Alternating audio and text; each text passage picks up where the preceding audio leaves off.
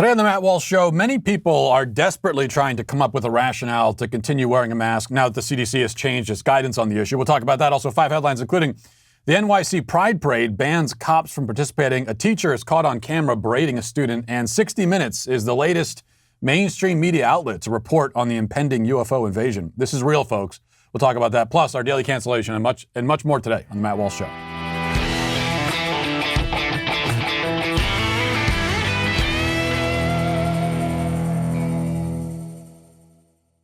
Well, you've heard us talk about how great the MyPillow pillow is, and it is. If you've never experienced the MyPillow, then you've got to, you don't know what a good night's sleep is without it. But there's also the My Slippers. That's the latest thing from MyPillow, and look, they've done it again. The slippers took over 2 years to develop, and they're designed to wear indoors and outdoors all day long. In fact, I don't usually believe in wearing slippers like out in public, but I was wearing my slippers because I wear them in the house all day, and I had to run out to the store. I forgot I had them on, and so I was the guy walking through the store with the slippers on. That did happen, but it's fine because they're made for usage in any context. For a limited time, MyPillow is offering 40% off their new My Slippers. Yes, 40%. You don't want to miss out on a deal like this, so you got to make sure you take advantage. And me, I have their sheets, I've got their pillows, I've got the slippers. For all of their products, comfort is key, and that's what you get from My Slippers. So go to mypillow.com, click on the radio listener square, and use promo code DailyWire. You'll also get deep discounts on all MyPillow products, including the Giza Dream bed sheets, the MyPillow mattress topper, and MyPillow towel sets, or call 800-951-7163 and use promo code DailyWire. Visit mypillow.com now or call 800-951-7163. So it's been a hard few days for folks on the anti-science left. As we covered late last week, the CDC announced that vaccinated people can take off their masks. This news was irrelevant to people like myself who took the mask off long ago or never wore it to begin with, except when forced to. Those in our camp were not waiting for permission from the CDC, nor have we ever claimed that the CDC is the ultimate unquestionable authority on all things science. For us, the CDC announcing that we can walk outside and breathe the air without a mask is like the Food and Drug Administration announcing that we're allowed to eat a sandwich for lunch. Like, thanks, but I wasn't really asking for your opinion, and I don't care. As for science, it is a process. Science is not an agency. It's not a department. It's not a person. It's not a statement. It's a process through which the natural world is investigated and its workings are better understood. That's all that science is, and all that we should see it as. This is why the phrase trust the science is itself unscientific. Because most of the time when someone says that, when they say trust the science, what they mean is that you should trust the assertion that they are making in the name of science. But trusting the science means precisely that you don't trust the assertion and instead you look at the process by which they arrived at their conclusion. That's what science is all about. Yet, that's one big hint right there. Anytime someone says, oh, trust me on this. That's a good indication that this is not about science. Yet for many on the left, science is a religion. And by that, I don't mean that they religiously and rigorously follow the scientific process to come to their conclusions. Obviously not. These are the people, after all, who think that men can have babies. So clearly this is not about science. No, for them, science is just the label that they have put on their preconceived religious doctrines.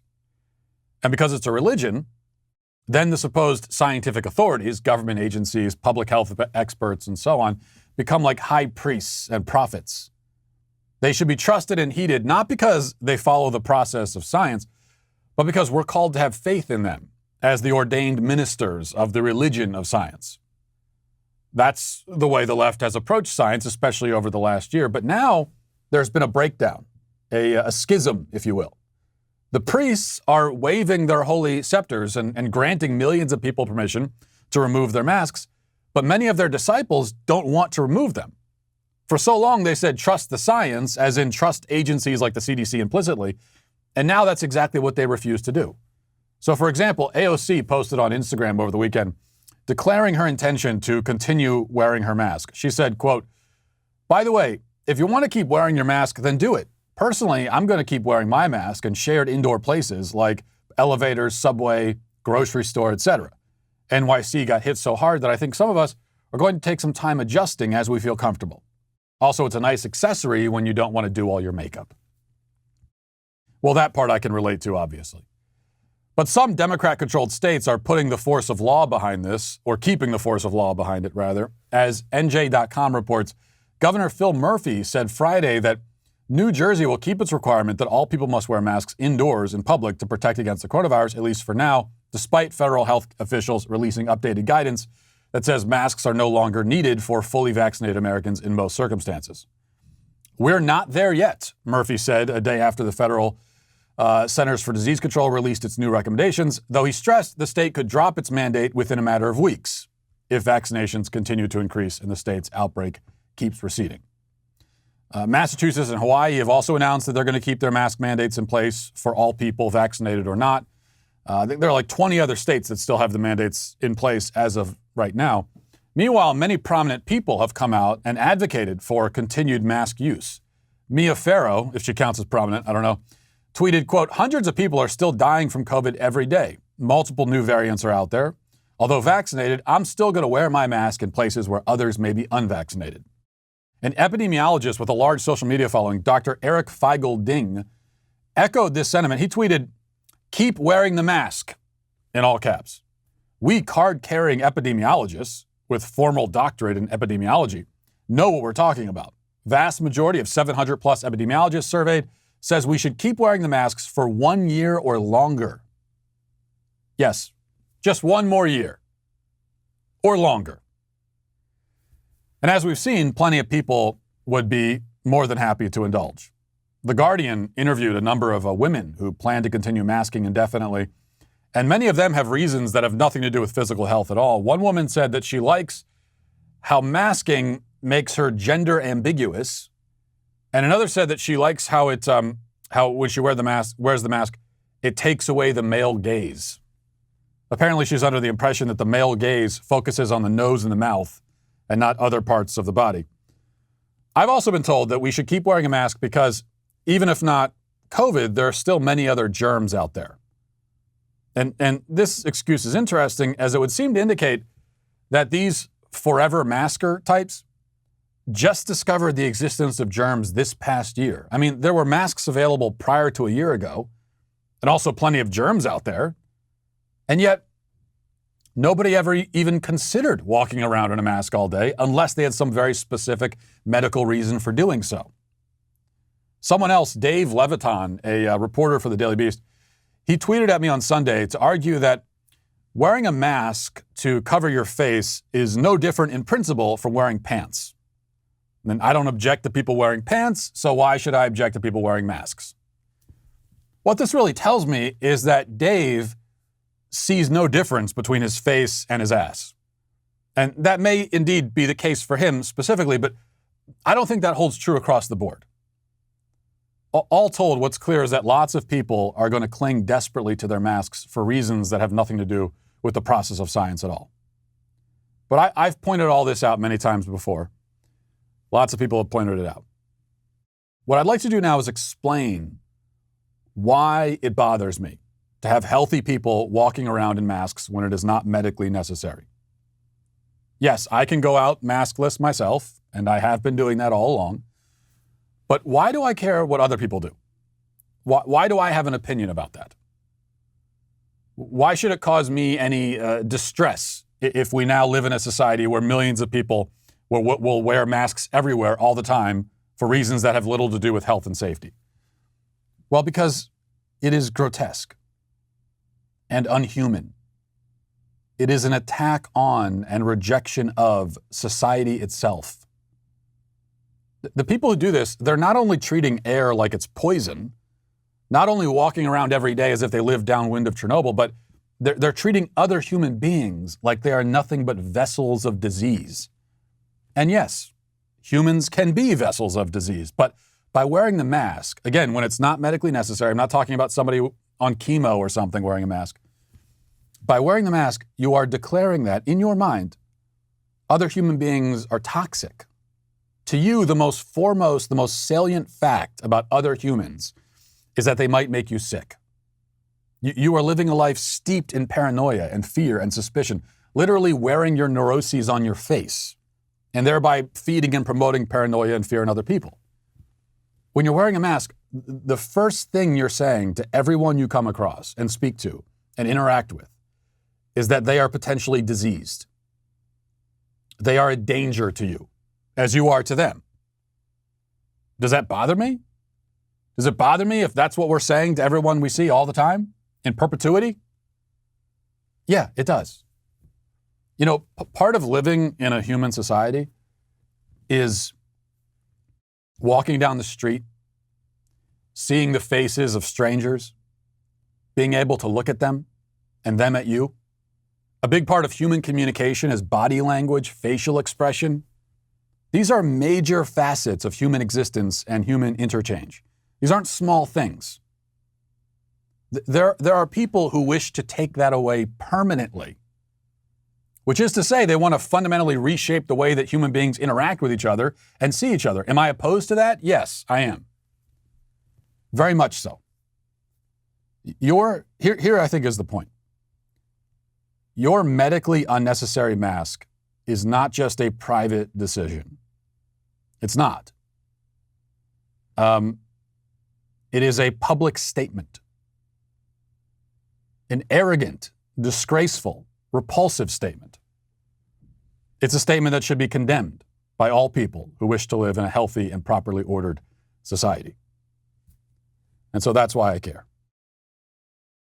And that's why, frankly, maybe we should be thinking about considering the psychological health risks posed by healthy people wearing medically unnecessary masks. Maybe we should be thinking about masking bans. That's what we should be calling for across the country.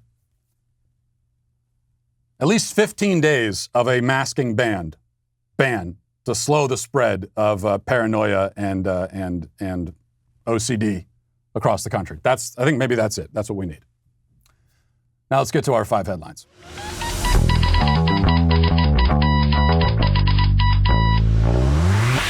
Maybe you've had the experience that I've had many times in my life where you're sitting in a car, you're in the backseat, maybe it's a taxi or an Uber or something, and you start getting that, or you could be in a plane, you start getting that motion sickness, and then panic sets in, especially if you're on a plane, because there's no way, they can't pull over for you in that situation. Motion sickness, nausea in general, is not fun to deal with, and that's why I'm so grateful that I have Relief Band. Relief Band is the #1 FDA-cleared anti-nausea wristband that's been clinically proven to quickly relieve and effectively prevent nausea and vomiting associated with motion sickness, but also anxiety, migraine, hangover, morning sickness, chemotherapy, and so much more. The product is 100% drug-free, it's non-drowsy, provides all natural relief with 0 side effects. The technology was originally developed in hospitals, but it's now available to the masses, and you got to take advantage of this. Relief Band is the only over-the-counter wearable device that's been used in hospitals and oncology clinics to treat nausea and vomiting. This year, ensure that nausea is never the reason to miss out on life's important moments. Right now, Relief Band has an exclusive offer just for Matt Walsh listeners. If you go to reliefband.com, use promo code Walsh, you'll receive 20% off plus free shipping and no questions asked, 30-day money-back guarantee. So head to reliefband.com and use promo code Walsh for 20% off. All right, so sort of staying on the same subject here, the CDC director, Rochelle Walensky, is obviously an incompetent liar, which means that she fits right in, of course, in government, in the federal government. But she was on ABC, and she had a couple of interesting things to say. I want to play this for you first. She makes a stipulation. She's asked about how many people have died of COVID after getting the vaccine. And she sort of gets around to giving the number, but she makes a very curious stipulation about those people. And let's see if you pick up on this. Let's listen. Are you aware of any fully vaccinated individual who has died of COVID-19? We do keep a track of this on our website. We are asking hospitals and healthcare facilities to send us cases of what we're calling breakthrough infections. They occur. They are rare. We are aware of 223 as of May 10th that are among the 115 million people that had been vaccinated by that time.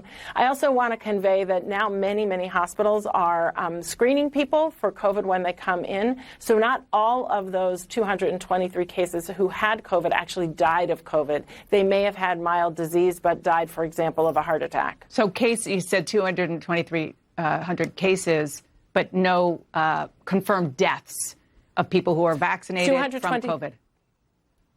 I'm sorry, there have been 223 deaths out of 115 million people who have been vaccinated. An extraordinarily low rate when you consider the death rate of COVID itself. Huh. That's interesting. Okay, so a couple things there. At first, it sounds like she is trying to say that there have been 223 so-called breakthrough cases of COVID, people getting COVID after getting the vaccine. But then she says that, no, those are the people who died of it, died of COVID. So how many actual breakthrough cases have there been, assuming that not every person with a breakthrough case died? What's the number of breakthrough cases? She actually didn't tell us that, but we can assume it's much, much higher. But she also says that, well, just because someone who's been vaccinated dies with COVID, it doesn't mean they died of COVID. Wow. Because that sounds, isn't that exactly what some of us have been saying about the COVID death rate all along? Like, up until just now, to say what she just said there would have been condemned and was condemned as anti-science, conspiracy theory, so on and so forth. Many of us, right, have been wondering this all along. We've said, yes, obviously COVID is real. Obviously it's killing lots of people, but are we, every single person who dies with COVID, does that count as dying of COVID? Are we conflating these things? There seems to be an indication maybe we have in some cases. How often has it been conflated incorrectly? And here she is admitting it, at least when it comes to the vaccinated people. Because she's saying, look, anyone who comes to the hospital and dies, we're going to run a COVID test, and there might be some people who died of a heart attack or something. They happen to have COVID. Asymptomatic doesn't mean they died of it. It's fascinating that now we hear this from the CDC. Now they admit that. And I don't doubt at all what she's saying. To me, it seems there's a very good chance that a large portion of those people who died with COVID after getting vaccinated didn't actually die of COVID. I don't know what the number is. She's not telling us. It wouldn't surprise me if it was a large portion. But then you got to take that logic and extend it out and start asking that same question in general about the COVID death rate, but we're not allowed to do that. You can't do that. You're only allowed to do that when you're doing it for the purposes of pushing the vaccine. Now, she was also asked about why the CDC made this change with the masking guidelines so suddenly, and she claimed that the science has evolved in just 2 weeks. Let's listen to that. It was just Tuesday when you sat before a Senate committee and you were adamant then that masking and social distancing should remain in place. But the Washington Post is reporting you had already approved a decision to change the guidance. When it was finally announced on Thursday, it came as a huge surprise and left some administration officials, doctors, businesses off guard. So why so suddenly, and why did you not tell the Senate panel what you had decided? We're at a place in this pandemic. Cases have been coming down more than a third just in the last 2 weeks. We have vaccine now across this country, widely available for anyone who wants it. And we now have science that has really just evolved even in the last 2 weeks that demonstrates that these vaccines are safe, they are effective, they are working in the population just as they did in the clinical trials, that they are working against our variants that we have here circulating in the United States, and that if you were to develop an infection, even if you got vaccinated, that you can't transmit that infection to other people. Some of that science was really evolving as late as last Thursday, and one of the papers, the largest paper, was published from the CDC just the day before yesterday. So we were actively reviewing that science during the past week. We were making decisions and moving, and our subject matter experts were working just as I was testifying in front of Congress, and that was what was happening. I told the American people I'd deliver the science as soon as we had it. Deliver the science. What the hell does that even mean? got to deliver the science. Here's the science you ordered, special delivery. She's lying. She's simply lying. And these people have been lying to us from day one. From day one, they've been lying. They've been looking into cameras and lying their asses off to us. That's what that is. The science evolved in the last 2 weeks? No, what? What does that mean, first of all, exactly? Because you say a certain paper was published, okay? So you're telling me that up until 2 weeks ago, you weren't sure whether the vaccine even worked? So you've been pushing the vaccine for months and getting millions and tens and tens and tens of millions of people vaccinated, and you weren't even sure if it was working. Well, that's a little concerning if that's true. What about other questions about it? What about side effects, long-term effects? Well, you say the vaccine is safe. Okay, well, is that science evolving too? You're saying you just realized 2 weeks I'm sorry, not even 2 weeks ago. Within the last 2 weeks. And came to the conclusion last week, a few days ago, that the vaccine actually works, and so, of course, you don't need a mask. Well, again, if that science was, quote, evolving up until a few days ago, then doesn't that raise a lot of very concerning questions about what else you don't know about this substance that you're injecting into millions of people? Now, the good news here, in a certain way, is that she's lying. And it's clear that she's lying. We have known all along that vaccinated people don't need to wear masks, just like we've known a lot of other things about masking that they've lied to us about. And this is what you could just follow. Well, I was going to say follow the trajectory with masking, but it's not really a trajectory because it's up and down and it's schizophrenic all over the place. But what they've told us about masks, originally saying nobody needs to wear it, and then everyone needs to wear it, and then just back and forth all over the place. Have they been following the science that whole time? No.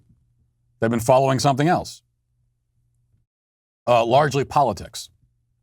So if they're following the science here, it's political science that they're following. And the other thing that we've been expected to believe over the last year is that we have known almost nothing about how medical masks work up until this last year.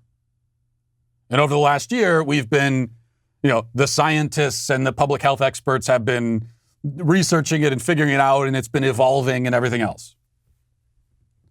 Medical masks have been around forever. There's not much that we've actually learned about them in the last year that we didn't know prior to a year ago. And that's an important point because it shows, again, that when the so-called public health experts have been all over the map in their masking guidance, it's not because they're trying to figure out if masks work and what they do exactly and all of this. We've known what a mask is and what function it serves and all that. We've known that. It's more that they've been calibrating their own political needs. That's what all this is about. That's what it's always been about. All right, number 2 from the Daily Wire. It says, Heritage of Pride, the organization that hosts New York City's annual LGBT Pride Parade, voted to ban police from participating in the 2021 Pride Parade, even going so far as to cancel the annual march of LGBT New York Police Department officers, and is working to reduce the presence of law enforcement because the NYPD, quote, represents violence. It's not clear whether Heritage of Pride has the authority to force law enforcement to draw down its presence at the parade, given that New York City has seen an increase in crime rate. And the Pride Parade is traditionally a large event, but the organization believes it does have the authority to ban officers from participating in the parade. According to ABC, quote, police will be banned from participating in NYC Pride events, including its signature LGBTQ march, until 2025. NYC Pride is also working to reduce the New York Police Department's security and first responder presence at its events, according to the organization. And Andre Thomas of Heritage of Pride said, quote, "We know many LGBT cops, but what the institution represents sometimes to a person of color or trans person is violence. And that doesn't make you feel safe." So that's the perspective we're coming from. And it's a difficult place to be, but we know that that's what our community expects from us at this time. Only thing I'll say to that is that first of all, I'm not crazy about cops participating in the Pride Parade anyway, but really doing you a favor, I guess, if you're banned from participating in the Pride Parade, because it's not really the kind of spectacle you should want to be a part of anyway. Traditionally, pride is considered a sin. It's not something that you celebrate. It is the Pride Parade explicitly is a celebration of vanity. It's a, hey, everyone, look at me moment. And even leaving aside what you're expressing pride in your sexual orientation, how can you even be proud of that? What is that, an accomplishment? But no, it's not an accomplishment. So this is, there's a certain, there is, we use the word pride, and it could be used in a couple different ways. We could talk about, as a father, I'm proud of my kids. That's a good kind of pride. You could be proud of an achievement, if you accomplish something you've been working really hard towards, that's good pride. But the kind of pride at a pride parade is neither of those. You're not expressing pride in another person. You're not expressing pride over an accomplishment of some kind. No, this is the sinful pride. This is the bad pride. This is the pride. This is vanity, is what it is. So if you're banned from participating as a police officer or anyone else, take that as a blessing.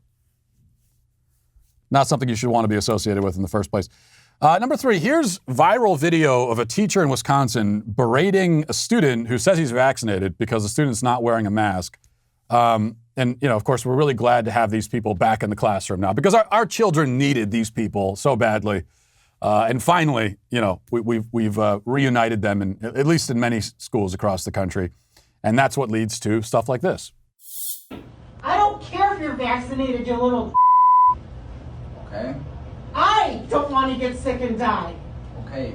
There's other people you can infect just because you're vaccinated. You know what? You're not a special person around here. You should hear about how everybody talks about you. You're a jerk. Talk to me. I don't care how people You're talk a about jerk. me. Okay. And you need to have respect for other people in your life. I do. You're not a big man on campus. Teachers, they're just selfless heroes. You got to respect and love teachers so much. I mean, these people they've had the year off. You just got like a 12-month vacation, and you're already screaming at your students. You're already burnt out. You should hear how everyone talks around you. Nobody likes you. What? This is the teacher saying that. That's the kind of stuff you would expect but not accept from the teenagers in the classroom. But of course, the real, and I thought the student handled the berating pretty well. He was the calm, rational, insane one, which is what you so often find in these classrooms, that the students are the more rational ones, unfortunately. But the real irony here, and if you couldn't see the video, then you didn't pick up on the real irony. But the irony is that the teacher is morbidly obese, pretty clearly from the video. So she's morbidly obese, and she's worried that she's going to die because of that student sitting across the room. She's worried that that's what's going to kill her, the student. Even though I'm going to assume that she's vaccinated, right? I'll make that assumption. And if she's not vaccinated, it's because she didn't want to be. She could be vaccinated by now, so we'll just assume that she is. Especially if she's concerned that everyone around her is going to get her sick and make her die. So she's vaccinated, and yet she's assuming she's vaccinated. The kid is vaccinated. What does she think's going to happen? No, as we've been saying here for a while, it's you're morbidly obese. the health concern, especially if you're vaccinated now, the health concern that you need to worry about is not COVID. And even before you were vaccinated, yeah, you did need to be worried about COVID, but the main reason you had to worry about it is because of how COVID affects obese people. And they were took the brunt, along with the elderly, of the deaths and the serious side effects and everything. So if you're that concerned, maybe stop screaming at the student and, lay off the fast food hamburgers for a few months, lose a few pounds, if you're that worried. Just a thought. All right, 60 Minutes. I got to play this. 60 Minutes had a report on, I know some of you are sick of me talking about this subject, but you're just going to have to deal with it because this matters and this is important. 60 Minutes had a report on all of the UFO encounters that we've been hearing about in the lead up to the report that's going to be given to Congress in the next month or so from the Defense Department about all of this. I thought one interview that was especially compelling, and the whole thing from 60 Minutes is worth watching, but one interview was especially compelling. It was from 2 Navy pilots, part of a team of 4, who personally, with their own eyes, observed one of these things up close. And here they are talking about it. On November 14th, Fravor and Dietrich, each with a weapons system officer in the back seat, were diverted to investigate. They found an area of roiling whitewater the size of a 737 in an otherwise calm blue sea. So as we're looking at this, her backseater says, "Hey, Skipper, do you?" And about that got out. I said, "Dude, do you see that thing down there?" And we saw this little white tic-tac looking object, and it's just kind of moving above the whitewater area. As Dietrich circled above, Fravor went in for a closer look. So it's sort of spiraling down? Yep. The tic-tac's still pointing north-south. It goes and just turns abruptly and starts mirroring me. So as I'm coming down, it starts coming up. So it's mimicking your moves? Yeah, it was aware we were there. He said it was about the size of his F-18, with no markings, no wings, no exhaust plumes. I'll see how close I can get. So I go like this, and it's climbing still. And when it gets right in front of me, it just disappears. Disappears? Disappears. Like gone. It had sped off. What are you thinking? So your mind tries to make sense of it. I'm going to categorize this as maybe a helicopter or maybe a drone. And when it disappeared, I mean, it was just... Did your backseaters see this too? Yeah. Oh, yeah. There was 4 of us in the airplanes literally watching this thing for roughly about 5 minutes. Okay, what else do you want? What else do you want? I mean, that is... Okay, so you've got 4 eyewitnesses that see it's not like they saw this thing speed across the sky in a blur in 2 seconds. They're observing it up close for 5 minutes. So you've got 4 eyewitnesses. We should note expert eyewitnesses. These are Navy pilots, and their job is to observe and detect, threats in the sky. So 4 expert eyewitnesses observing this phenomenon for a sustained period of time, and their what they witnessed, their testimony, is confirmed by radar and by video. And we have some of the video that you can watch, and 60 Minutes played some of that video too. So that's about as persuasive as evidence could possibly be.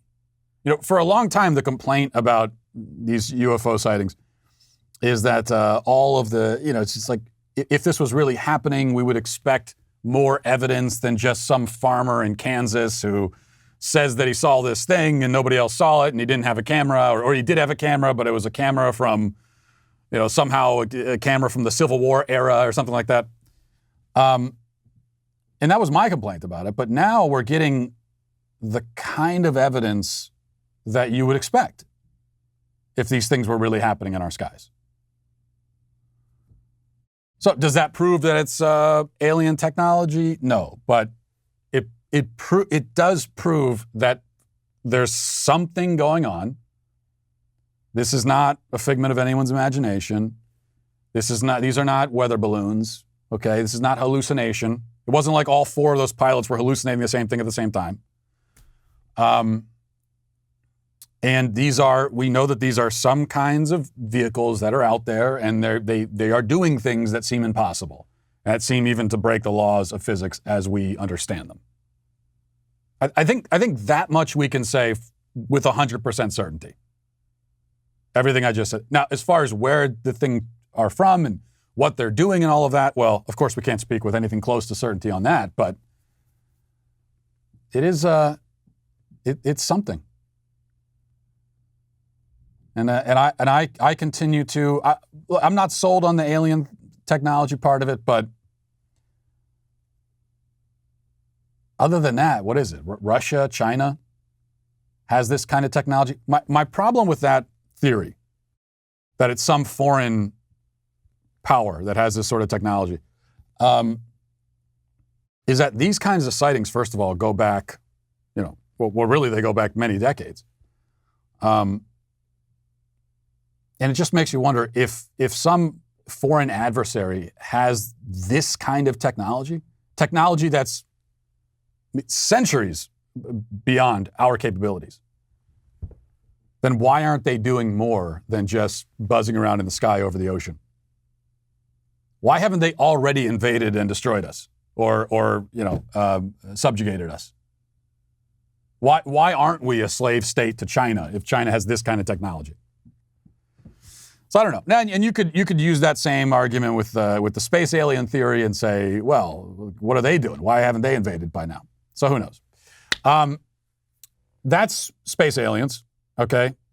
We also have, around the same time, there's been an uptick of Bigfoot sightings as well. And I got to play this for you because this, first, here's the report from Daily Caller. It says a user on TikTok has blown up after claiming to have evidence of humanoids living in the wild. TikTok user Chronicles of Olivia released several videos which have generated millions of views in the past few days about these humanoids in the wild that the government allegedly knows about. The biggest piece of evidence she provided was a photo of a footprint at Lena Lake in Washington.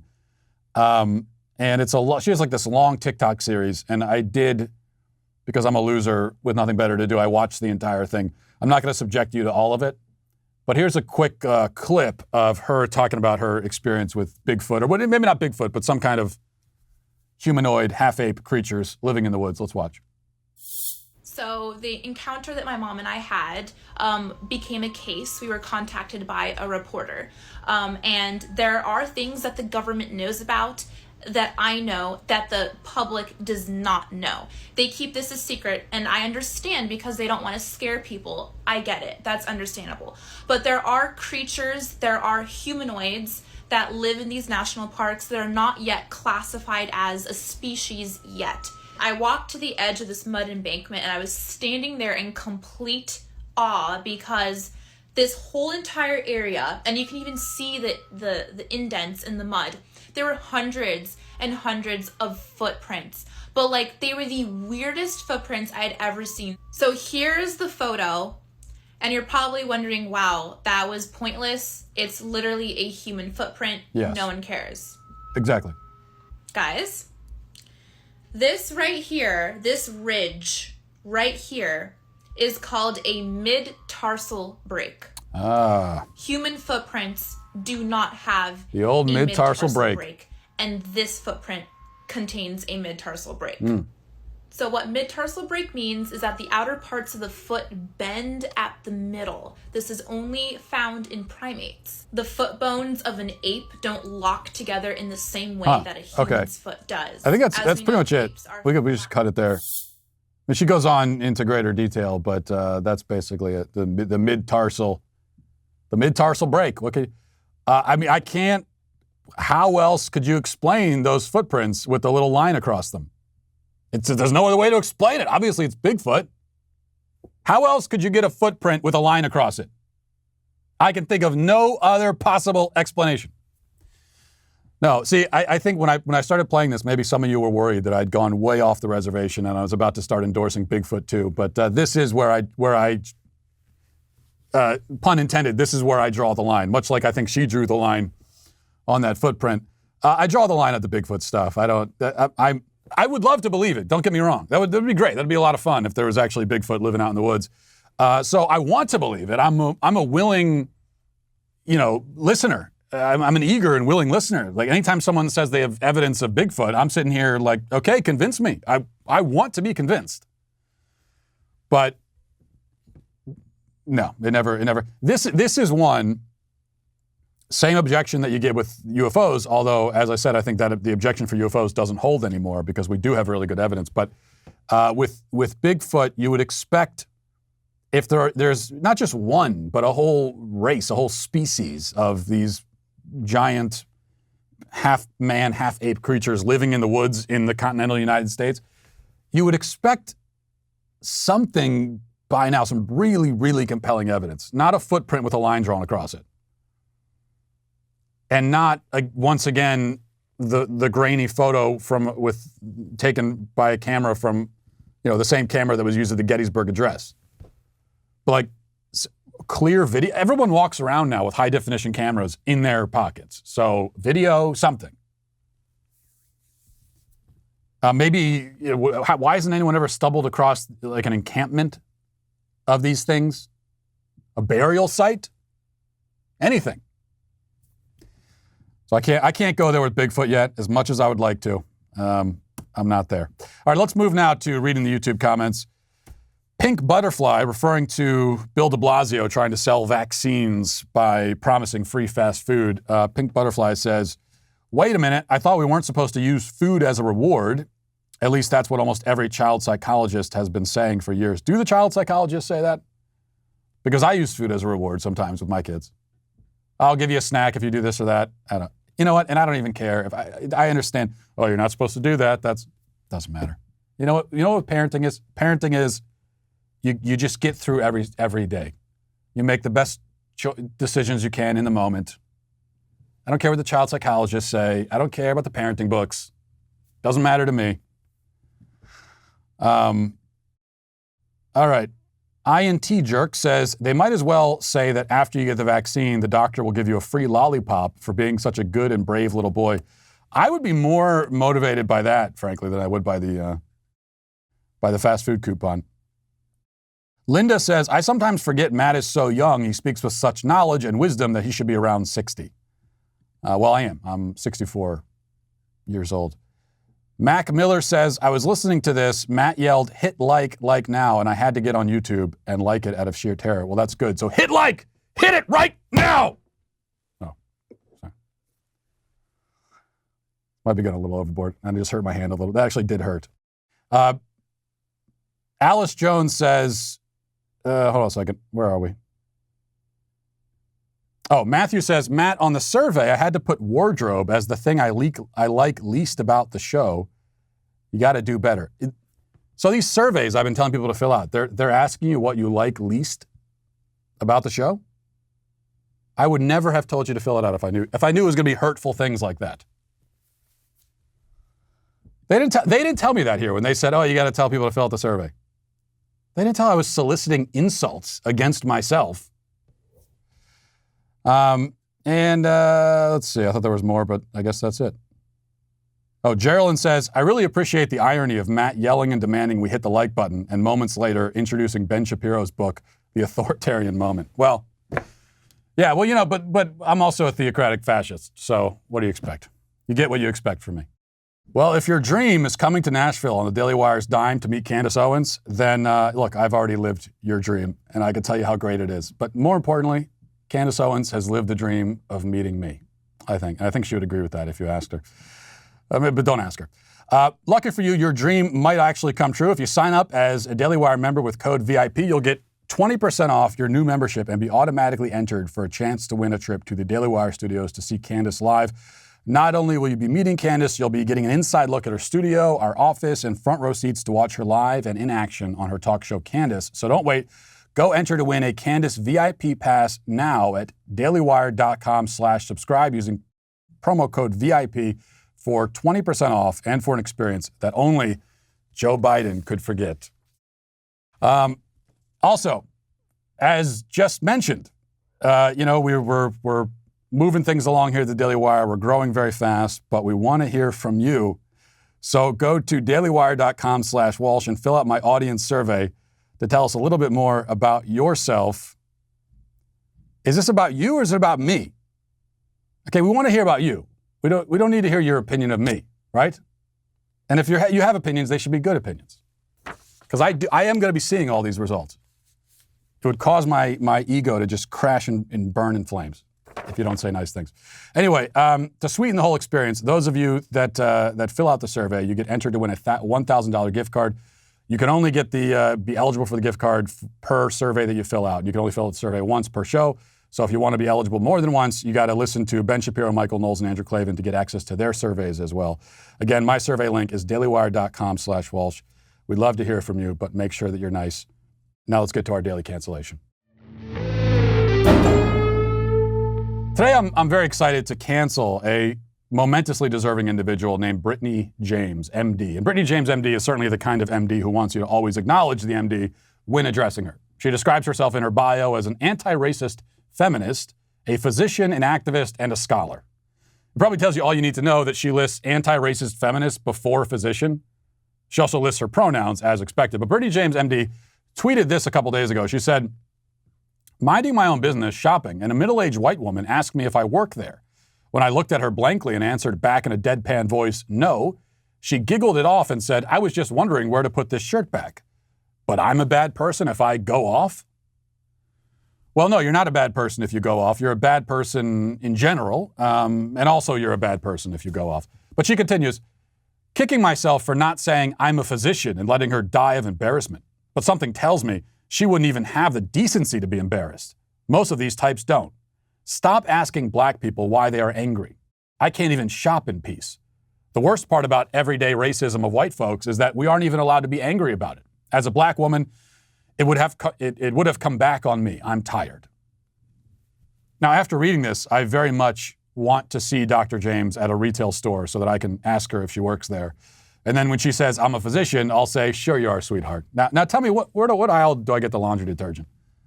And I would like to say that to her just to annoy her, because annoying entitled jerks is a virtuous act, in my opinion. And I do believe in annoying entitled jerks equally and equitably, by the way. I don't care about your race or your sex. My disdain for entitled jerks knows no demographic boundaries. In fact, in this case, we should stipulate that we're dealing with an entitled elitist jerk. Because what she's really saying here is that retail workers are beneath her. She quite clearly feels that she belongs to a social strata far above that of a lowly customer service worker in a name tag. Something tells me that if someone heard her and saw her and assumed that she was a rocket scientist or an architect or something, she wouldn't be nearly as traumatized. So this is more than anything about her own fragile ego and the social caste system that she has concocted in her head and, of course, placed herself at the top of. Now, me, I'm not offended when people confuse me with an employee at a store. You know, I don't consider myself to be superior in any way to the guy stocking shelves at Walmart. So if somebody thinks I'm that guy, fine. What do I care? And yes, I have been asked the "do you work here" question many times in my life, admittedly not as much recently. And I think that's partly because when I'm at a store these days, most of the time, I'm shopping off of a list that my wife gave me, and the list is about the length of like the Dead Sea Scrolls, and I'm walking around the aisles looking somewhat frantic and bewildered and obsessively going back to my phone as a reference point. The point is, I just don't have the vibe of a guy who works in the facility every day and knows where everything is. But back in my younger days of shopping, just for myself, and knowing exactly what I wanted and where it was, because everything I wanted was in the frozen food section, I got confused with workers much more often.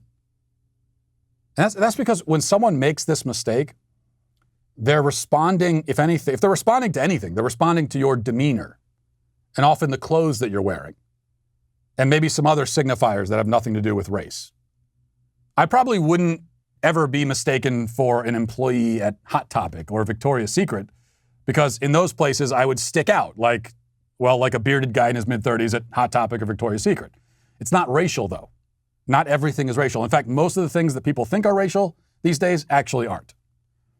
So what we have here is yet another example of a person with a racial framework, a person who sees everything through a racial lens, and who assumes that everybody else does the same. In her mind, anything that could theoretically be racism must be racism. It's not just the first explanation she jumps to, but it's the only explanation. She has categorically ruled out all other potential causes. And she's done this again in spite of the fact that the interaction she describes has happened to everyone. It's totally normal, and it's not a big deal.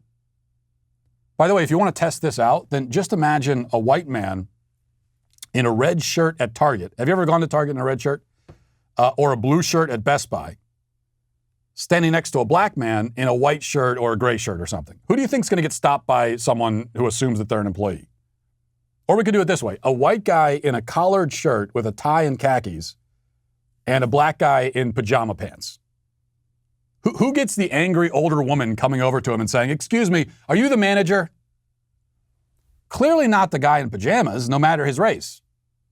In fact, you could argue that getting confused for an employee is a compliment. Because maybe you were the only person in the store who wasn't dressed like a slob who just woke up with a hangover 12 minutes ago. But there's another part of this, aside from the racial obsessions of Brittani here. The real driver is not even that, but more so just garden variety narcissism. She is someone who assumes, and there are a lot of people like this out there, that every banal annoyance she encounters must be unique, must be targeted, must be sinister, must be all about her somehow. She doesn't want to think that this is the sort of thing that happens to everybody. Partly because it would destroy her racial narrative, but even more because it would destroy the narrative that she keeps closer to the heart, the narrative that she is the center of the world and everything that happens to her really matters. Everything is a big deal.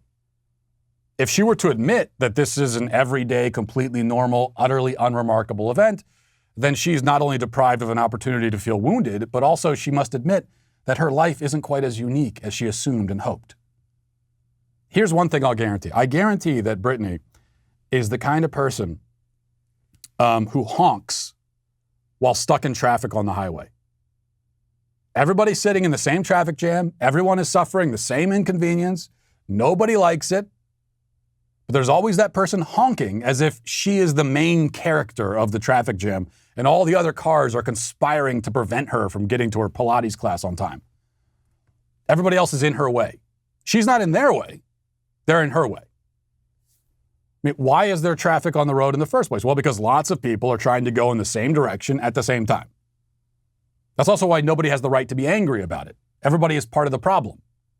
But Brittani can't see it that way. Brittani's also the sort of person who comes home at night and inflicts her self-centered miseries on whoever has the misfortune of living with her. She'll go into long, drawn-out, epic stories describing every irritation she experienced that day, explaining how everyone is out to get her all the time, the world is so unfair, and so on. What she really needs, but probably doesn't have, is some kind-hearted, compassionate person to say to her, "Hey, Brittani, shut up. You're not special. You're not a victim. The only thing unique about you is that you handle inconvenience much worse than the average person. Other than that, your life is exceedingly average. Your experiences are not incredible or even interesting. And so I'm going to leave now, and I'll let you continue ranting to the wall because I suspect it'd be all the same to you anyway." Brittani needs to hear that. Lots of people do. But like lots of people, she never has. Until now. So you're welcome, Brittani. And also, of course, you're canceled.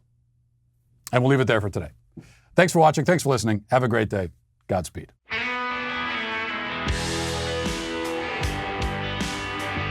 The Matt Walsh Show is produced by Sean Hampton, executive producer Jeremy Boring. Our supervising producers are Mathis Glover and Robert Sterling. Our technical director is Austin Stevens. Production manager Pavel Vodosky. The show is edited by Sasha Tolmachov. Our audio is mixed by Mike Coromina. Hair and makeup is done by Nika Geneva. And our production coordinator is McKenna Waters. The Matt Walsh Show is a Daily Wire production. Copyright Daily Wire 2021. Corporations drop mask mandates, Israel bombs an Associated Press building, and Liz Cheney hints at a 2024 presidential campaign. Check it out on The Michael Knowles Show.